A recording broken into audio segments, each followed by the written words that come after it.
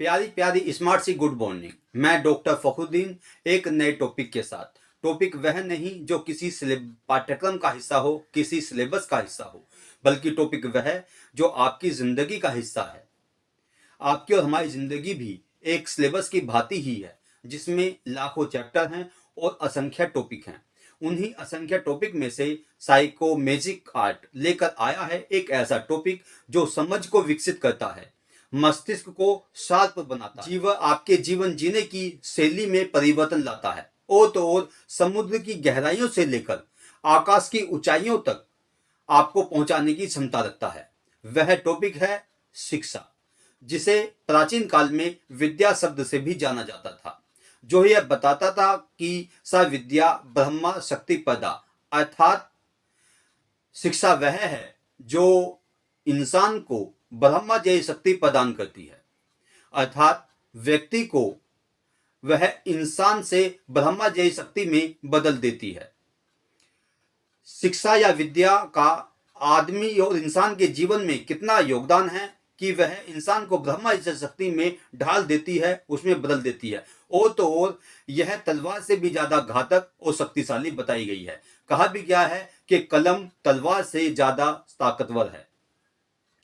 जिसने विद्या ग्रहण की, जिसने विद्या को आत्मसात कर लिया, उसने असंख्य चुनौतियों का सामना करने का साहस उठा लिया। ऐसा कौन सा क्षेत्र है जहां शिक्षा या विद्या का परचम ना लहराता हो?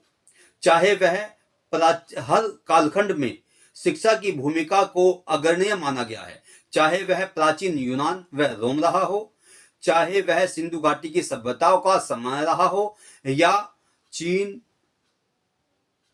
मिस्र, असीरिया या प्राचीन भारत की सभ्यताएं रही हों, हर कालखंड में, हर समय में, हर वक्त में शिक्षा की अग्रणीय भूमिका रही है। जिसने भी शिक्षा के महत्व और उसकी भूमिका को समझा, उसने अपने जीवन को सार्थक और सात्विक बना लिया। एक शब्द आता है जिसको कहा गया है इकरा, जो कि अरबी भाषा का शब्द है, जिसका अर्थ है पढ़ो, अर्थात पढ़ने का, इल्म ग्रहण करने का हर धर्मशास्त्र में उल्लेख किया गया है। संपूर्ण धर्मशास्त्रों में इल्म के महत्व की चर्चा की गई है। इसको जिसने पा लिया, ग्रहण कर लिया, सच्चे अर्थों में जी लिया, उसने अपने जीवन को सार्थक बना लिया।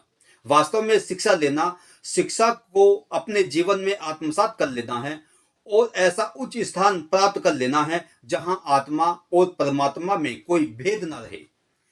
ऐसा कि जैसा हमारे भारतीय दर्शनों में कहा गया है।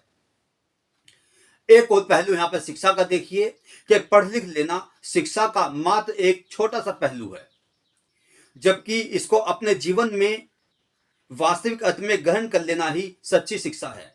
आज के समय में शिक्षा ग्रहण करके कोई डॉक्टर बन रहा है, कोई इंजीनियर बन रहा है, तो कोई अध्यापक बन रहा है।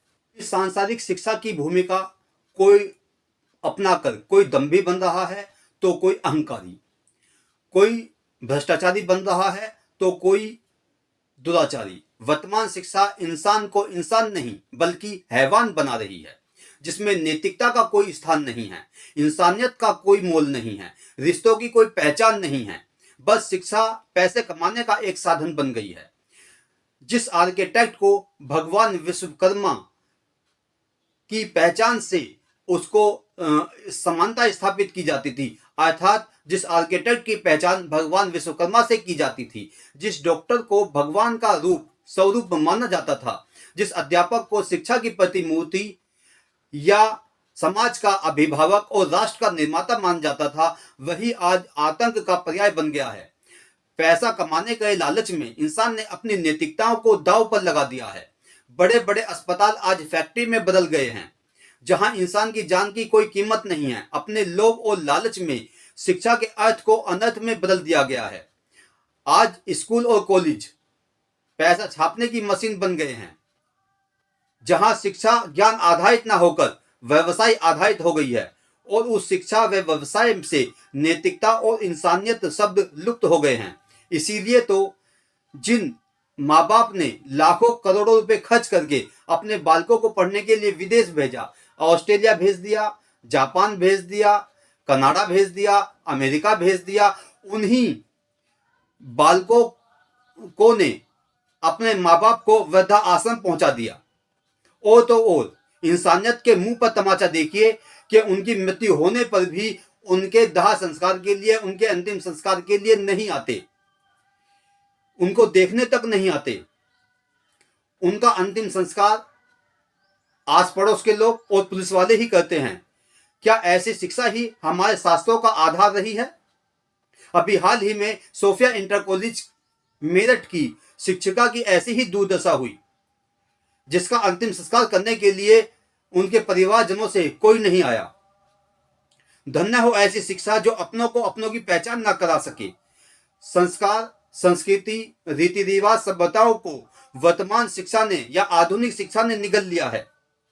और शोध यह है कि हम चंद्रमा तक पहुंच गए हैं और तकनीकी इंसान के हाथों का खिलौना बन गई है। आज अपने जीवन को सात्विक और साधक बनाना है।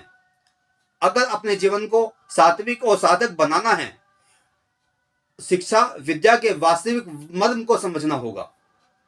जिस पश्चिमी देशों की अंधी दौड़ से बाहर निकलकर स्वयं को पहचान कर नए भारत को बुलंदी तक पहुंचाना होगा और संतों, महात्माओं जैसी विद्वता को प्राप्त करना होगा, जैसा कि स्वामी विवेकानंद ने प्राप्त की, जैसा कि अरविंद घोष ने प्राप्त की, जैसा कि गुरु नानक और मोहम्मद साहब ने प्राप्त की।